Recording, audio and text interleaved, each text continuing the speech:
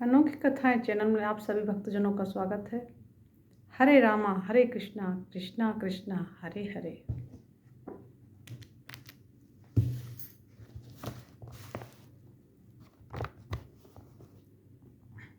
पिंगला गीता महाभारत के शांति पर्व के अंतर्गत पितामह भीष्म एवं धर्मराज युधिष्ठिर के संवाद रूप में प्राप्त होती है। उसमें धन संपत्ति के नष्ट होने अथवा किसी प्रियजन की मृत्यु होने पर उत्पन्न शोक के निवारण का उपाय एक प्राचीन आख्यान के माध्यम से बताया गया है। आख्यान में शोकाकुल राजा सेनजित को एक हितैषी ब्राह्मण ने युक्तियों के माध्यम से बहुत मार्मिक तथा प्रभावी उपदेश दिए हैं। इसी क्रम में पिंगला नामक एक गणका का भी वर्णन आया है जो निराशा के कारण विरक्त होकर परम सुख को प्राप्त हो गई थी। इसी प्रसंग के कारण इसे पिंगला गीता कहते हैं। यह हम आप सभी भक्तजनों को सुनाएंगे।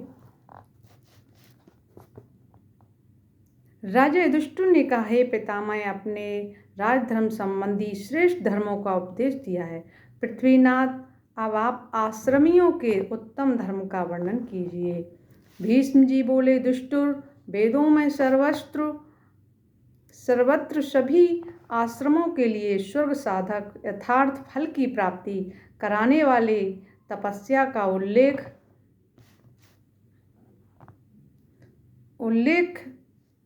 है। धर्म के बहुत से द्वार हैं। संसार में कोई ऐसी क्रिया नहीं है जिसका कोई फल ना हो।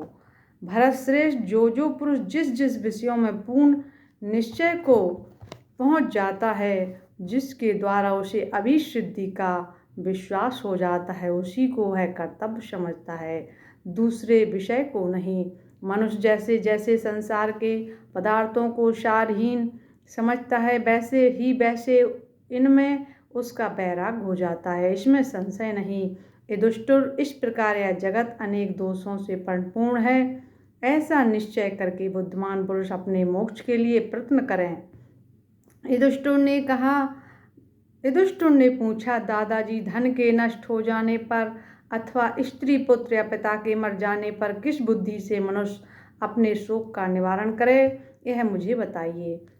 भीष्म जी ने कहा, वत्स, जब धन नष्ट हो जाए अथवा स्त्री पुत्र या पिता की मृत्यु हो जाए, तब ओह संसार कैसा दुखमय है, यह सोचकर मनुष्य शोक को दूर करने वाले शम दम आदि साधनों का अनुष्ठान करे। इस विषय में किसी हितैषी ब्राह्मण ने राजा सेनजित के पास आकर उन्हें जैसा उपदेश दिया था उसी प्राचीन इतिहास को विज्ञ पुरुष दृष्टांत के रूप में प्रस्तुत किया करते हैं। राजा सेनजित के पुत्र की मृत्यु हो गई थी। वे उसी के शोक की आग से जल रहे थे। उनका मन विषाद में डूबा हुआ था। उन शोक विहल नरेश को देखकर ब्राह्मण ने इस प्रकार कहा, राजन, तुम मूढ़ मनुष्य की भांति क्यों मोहित हो रहे हो? शोक के योग्य तो तुम स्वयं ही हो, फिर दूसरों के लिए क्यों शोक करते हो? अजी, एक दिन ऐसा आएगा जबकि दूसरे शोकनीय मनुष्य तुम्हारे लिए भी शोक करते हुए उसी गति को प्राप्त होंगे। पृथ्वीनाथ, तुम, मैं और ये दूसरे लोग जो इस समय तुम्हारे पास बैठे हैं, सब वहीं जाएंगे जहाँ से हम आए हैं। सेनजित ने पूछा, तपस्या के धनी ब्राह्मण देव, आपके पास ऐसी कौन सी बुद्धि, कौन सा तप, कौन सी समाधि, कैसा ज्ञान और कौन सा शास्त्र है जिसे पाकर आपको किसी प्रकार का विषाद नहीं है? सुख और दुख का चक्र घूमता रहता है। मैं सुख में हर्ष से फूल उठता हूँ और दुख में खिन्न हो जाता हूँ। ऐसी अवस्था में पड़े हुए अपने आप के लिए मुझे निरंतर शोक होता है। यह शोक मेरे हृदय में डेरा डाले बैठा है। ब्राह्मण ने कहा, राजन, देखो, इस संसार में उत्तम, मध्यम और अधम सभी प्राणी भिन्न भिन्न कर्मों में आसक्त हो दुख से ग्रस्त हो रहे हैं। मैं तो अकेला हूँ, ना तो दूसरा कोई मेरा है और ना मैं किसी का दूसरे का हूँ। मैं उस पुरुष को नहीं देखता जिसका मैं हूँ, तथा उसको भी नहीं देखता जो मेरा हो। ना मुझ पर किसी की ममता है, ना मेरा ही किसी पर महत्व है। यह शरीर भी मेरा नहीं अथवा सारी पृथ्वी भी मेरी नहीं। ये सब वस्तुएं जैसे मेरी हैं वैसे ही दूसरों की भी हैं। ऐसा सोचकर इनके लिए मेरे मन में कोई व्यथा नहीं होती। इस बुद्धि को पाकर ना मुझे हर्ष होता है ना शोक। जिस प्रकार समुद्र में डूबते बहते हुए दो काष्ठ कभी कभी एक दूसरे के एक दूसरे से मिल जाते हैं और मिलकर फिर अलग हो जाते हैं, उसी प्रकार इस लोक में प्राणियों का समागमन होता है। इसी तरह पुत्र पौत्र जाति बांधव और संबंधी भी मिल जाते हैं। उनके प्रति कभी आसक्ति नहीं बढ़ानी चाहिए, क्योंकि एक दिन उनसे बिछोए होना निश्चित है। तुम्हारा पुत्र किसी अज्ञात स्थिति से आया था और अब अज्ञात स्थिति में ही चला गया है। ना तो वह तुम्हें जानता था और ना तुम उन्हें जानते थे।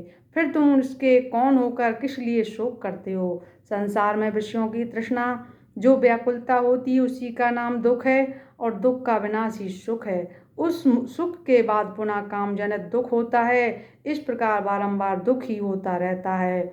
सुख के बाद दुख और दुख के बाद सुख आता है। मनुष्यों के सुख और दुख चक्र की भांति घूमते रहते हैं। इस समय तुम सुख से दुख में आ पड़े हो। अब फिर तुम्हें सुख की प्राप्ति होगी। यहाँ किसी भी प्राणी को ना तो सदा सुख ही प्राप्त होता है और ना सदा ही दुख ही। यही शरीर ही सुख का आधार है और यही दुख का भी आधार है। देह अभिमानी पुरुष शरीर से जो जो कर्म करता है उसी के अनुसार वह सुख एवं दुख रूप फल भोगता है। यह जीवन स्वभावतः शरीर के साथ ही उत्पन्न होता है। दोनों साथ साथ विविध रूपों में रहते हैं और साथ ही साथ नष्ट हो जाते हैं। मनुष्य नाना प्रकार के स्नेह बंधनों में बंधे हुए अतः वे सदा विषयों की आसक्ति से घिरे रहते हैं। इसलिए जैसे बालू द्वारा बनाए पुल के जल के वेग से बह जाते हैं, उसी प्रकार उन मनुष्यों की विषय कामना सफल नहीं होती, जिससे वे दुख पाते रहते हैं। तेली लोग तेल के लिए जैसे तिलों को कोलू में पेटते हैं, उसी प्रकार स्नेह के कारण सब लोग अज्ञान जनित क्लेशों द्वारा सृष्टि चक्र में पिस रहे हैं। मनुष्य स्त्री पुत्र आदि कुटुंब के लिए चोरी आदि पाप कर्मों की संग्रह करता है, किंतु इस लोक और परलोक में उसे अकेले ही उन समस्त कर्मों का क्लेशमय फल भोगना पड़ता है। स्त्री पुत्र कुटुंब में आसक्त हुए सभी मनुष्य उसी प्रकार शोक के समुद्र में डूब जाते हैं, जैसे बूढ़े जंगली हाथी दलदल में फंसकर नष्ट हो जाते हैं। प्रभो, यहाँ सब लोगों को पुत्र धन कुटुंबी तथा संबंधियों का नाश होने पर दावानल के समान दाह उत्पन्न करने वाला महान दुख प्राप्त होता है, परंतु सुख दुख और जन्म मृत्यु आदि यह सब कुछ प्रारब्ध के ही अधीन है। मनुष्य हितैषी स्वदों युक्त हो गया ना हो, वह शत्रु के साथ हो या मित्र के, बुद्धिमान हो या बुद्धिहीन, देव की ही अनुकूलता के होने पर ही सुख पाता है। अन्यथा ना तो स्वद सुख देने में समर्थ है, ना शत्रु दुख देने में समर्थ है। ना तो बुद्धि धन देने की शक्ति रखती है और ना धन ही सुख देने में समर्थ होता है। ना तो बुद्धि धन की प्राप्ति में कारण है, ना मूर्खता निर्धनता में। वास्तव में संसार चक्र की गति का वृत्तांत कोई ज्ञानी पुरुष ही जान पाता है, दूसरा नहीं। बुद्धिमान सूरवीर, मूढ़, डरपोक, गूंगा, विद्वान, दुर्बल और बलवान, जो भी भाग्यवान होगा, देव जिसके अनुकूल होगा, उसे बिना यत्न के ही सुख प्राप्त होगा। दूध देने वाली गौ बछड़े की है या उसे दुहने अथवा चराने वाले ग्वाले की है, या रखने वाले मालिक की है अथवा उसे चुरा कर ले जाने वाले चोर की है, वास्तव में जो उसका दूध पीता है उसी की वह गाय है। ऐसा विद्वानों का निश्चय है। इस संसार में जो अत्यंत मूढ़ हैं और जो बुद्धि से परे पहुँच गए हैं, वे ही मनुष्य सुखी हैं। बीच के सभी लोग कष्ट भोगते हैं। ज्ञानी पुरुष अंतिम स्थिति में रमण करते हैं, मध्यवर्ती स्थिति में नहीं। अंतिम स्थिति की प्राप्ति सुख स्वरूप बताई गई है, जो उन दोनों के मध्य की स्थिति दुख रूप कही गई है। खोटी बुद्धि वाला मूर्ख मनुष्य अपने कर्मों के शुभाशुभ परिणाम की कोई परवाह न करके सुख से सोता है, क्योंकि वह कंबल से ढके हुए पुरुष की भांति महान अज्ञान से आवृत रहता है। किंतु जिन्हें ज्ञान जनित सुख प्राप्त है, जो द्वंद्वों से अतीत हैं तथा जिनमें मत्सरता का भी अभाव है, उन्हें अर्थ और अनर्थ कभी पीड़ा नहीं देते। जो मूर्ता को लांघ चुके हैं परंतु जिनको ज्ञान प्राप्त नहीं हुआ है, वे सुख की परिस्थिति आने पर अत्यंत हर्ष से फूल उठते हैं और दुख की परिस्थिति में अतिशय संताप का अनुभव करने लगते हैं। मूर्ख मनुष्य स्वर्ग में देवताओं की भांति सदा विषय सुख में मग्न रहते हैं, क्योंकि उनका चित्त विषयासक्ति के कीचड़ में लथपथ होकर मोहित हो जाता है। आरंभ में आलस सुख सा जान पड़ता है, परंतु वह अंत में दुखदायी होता है और कार्य कौशल दुख सा लगता है, परंतु वह सुख का उत्पादक है। कार्य कुशल पुरुष में ही लक्ष्मी सहित ऐश्वर्य निवास करता है, आलसी में नहीं। अतः बुद्धिमान पुरुष को चाहिए कि सुख या दुख, प्रिय अथवा अप्रिय, जो प्राप्त हो जाए उसका हृदय से स्वागत करें, कभी हिम्मत न हारें। शोक के हजारों स्थान हैं और भय के सैकड़ों स्थान हैं, किंतु वे प्रतिदिन मूर्खों पर ही प्रभाव डालते, विद्वानों पर नहीं। जो बुद्धिमान उहापोह में कुशल एवं शिक्षित बुद्धि वाला, अध्यात्म शास्त्र के श्रवण की इच्छा रखने वाला, किसी के दोष न देखने वाला, मन को वश में रखने वाला और जितेंद्रिय है, उस मनुष्य को शोक कभी छू भी नहीं सकता। विद्वान पुरुष को चाहिए कि वह इसी विचार का आश्रय लेकर मन को काम क्रोध आदि शत्रुओं से सुरक्षित रखते हुए उत्तम बर्ताव करे। जो उत्पत्ति और विनाश के तत्व को जानता है, उसे शोक छू नहीं सकता। जिसके कारण शोक, ताप अथवा दुख हो या जिसके कारण अधिक श्रम उठाना पड़े, वह दुख का मूल कारण अपने शरीर का एक अंग भी होता है, उसे त्याग देना चाहिए। मनुष्य जब किसी भी पदार्थ में महत्व कर लेता है, तब वे ही उसके वैसे दुख के कारण बन जाते हैं। वह कामनाओं से जिसका परित्याग कर देता है, वही उसके सुख की पूर्ति करने वाली हो जाती है। जो पुरुष कामनाओं को अनुसरण करता है, वह उन्हीं के पीछे नष्ट हो जाता है।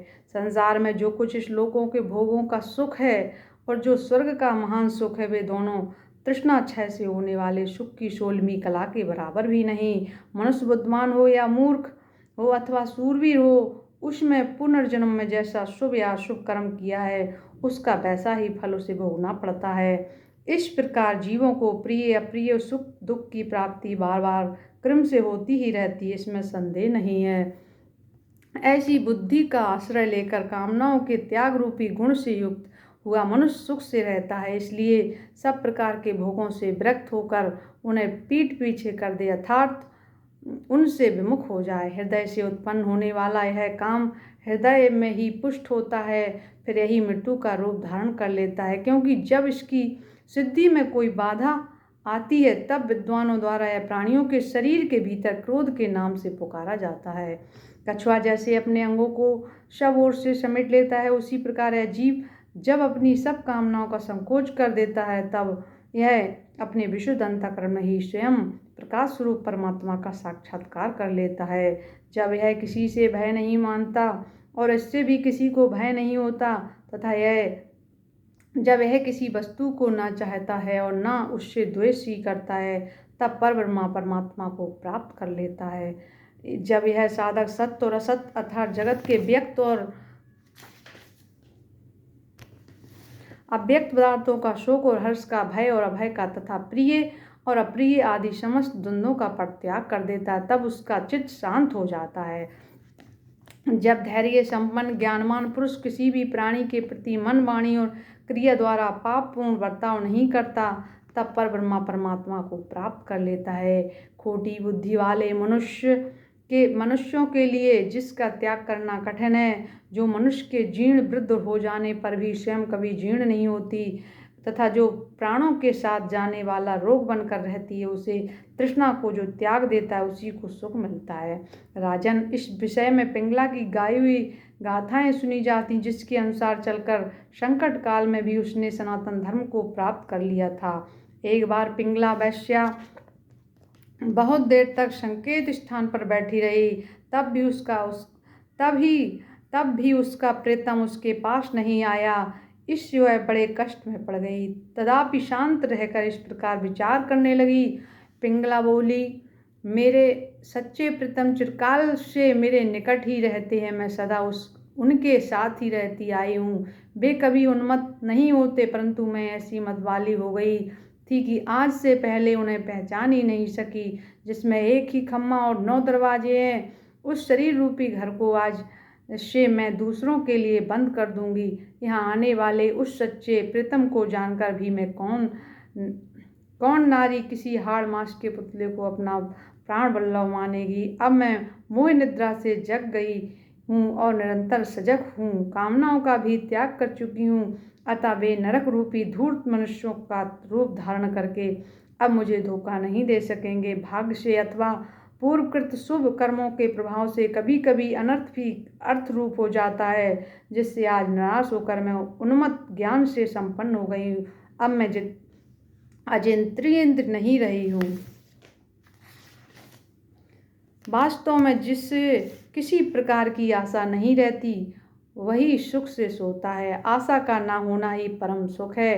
देखो, आशा को निराशा के रूप में परिणत करके पिंगला सुख की नींद सोने लगी। भीष्म जी कहते, राजन, ब्राह्मण के कहे हुए इन पूर्वोक्त तथा अन्य युक्त वचनों से राजा सेन चित्त स्थिर हो गए। वे शोक छोड़कर सुखी हो गए और प्रसन्नता पूर्वक रहने लगे। बोलिए भक्तवत्सल भगवान की जय। हरे रामा हरे कृष्णा कृष्णा कृष्णा